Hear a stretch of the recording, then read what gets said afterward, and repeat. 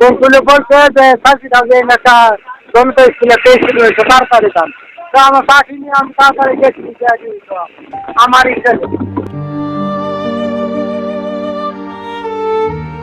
দায়িত্ব পালন করতে গিয়ে নিজের সন্তানের মরদেহের মুখোমুখি হয়েছেন এক পুলিশ সদস্য। কিশোরগঞ্জে সড়ক দুর্ঘটনায় নিহত এক স্কুল শিক্ষার্থীর লাশ উদ্ধার করতে গিয়ে নিজের সন্তানকে দেখে কান্নায় ভেঙে পড়েন তিনি। কিশোরগঞ্জ শহরের কাইটাল আব্দুল ওয়াহেদ জনতা সরকারি প্রাথমিক বিদ্যালয় সড়ক শুক্রবার সকাল 10:20 সিমেন্ট বোঝাই একটি ট্রাকের চাপায় ঘটনাস্থলেই প্রাণ হারায় 10 বছর বয়সী চতুর্থ শ্রেণীর শিক্ষার্থী তুহিন। ঘটনার খবর পেয়ে দায়িত্ব পালনের অংশ হিসাবে ঘটনাস্থলে ছুটে যান কিশোরগঞ্জ সদর মডেল থানার কনস্টেবল শামসুল।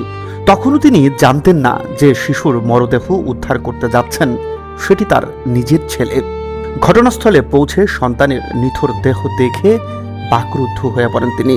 পরে কান্নায় ভেঙে পড়েন এই পুলিশ সদস্য। উপস্থিত সহকর্মী ও স্থানীয়রাও আবেগ আপ্লুত হয়ে পড়েন। স্কুলের কাছে বন্ধুদের বাসা, ওই যে আপনার পরে তাকে চাকাটা বা বাম পাশে পিছনে চাকার মধ্যে ফেলায় দেওয়া গলে ফেলায় জায়গাতে মানে ডেড বডি। আমার তো ডিউটি আসছিল, আমি তো আমাদের কিছু ডিউটি ধরে গেছি। বলছিল বলছে যে 30,000 একটা জমিতে স্কুলে পেয়েছিল তাড়াতাড়ি দাম। তো আমার পাখি নিয়ে আমি তাড়াতাড়ি গেছি, আমার ইচ্ছা নেই। যেমন বাড়িতে নিয়ে যাইতেছি, জানাজা শেষে বাড়িতে আমাদের এই যে জুম্মা নামাজের পর। পুলিশ জানায় নিহত তুহিন আব্দুল ওয়াহেদ জনতা সরকারি প্রাথমিক বিদ্যালয়ের চতুর্থ শ্রেণীর শিক্ষার্থী। তার বাবার কর্মস্থল কিশোরগঞ্জ সদর মডেল থানা, পরিবারের গ্রামের বাড়ি নেত্রকোনা জেলায়। দুর্ঘটনায় জড়িত ট্রাকটি জব্দ করা হয়েছে, তবে চালক পালিয়ে গেছেন। ওই যে গাইটাল জনতা স্কুলের সামনে বাসা, ওই জায়গায় আমার থানার ড্রাইভার ডিউটিতে ছিল। এরা খবর পেয়ে গেছে যে একটা বাচ্চা অ্যাক্সিডেন্টে মারা গেছে, ওখানে গিয়ে নিজে যাচ্ছে। গ্রামের বাড়ি নেত্রকোনা।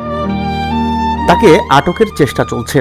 মরদেহ ময়নাতদন্তের জন্য শহীদ সৈয়দ নজরুল ইসলাম মেডিকেল কলেজ হাসপাতালের মর্গে পাঠানো হয়েছে। এই ঘটনায় আইনগত ব্যবস্থা প্রক্রিয়াধীন। News desk, Kishoreganj press.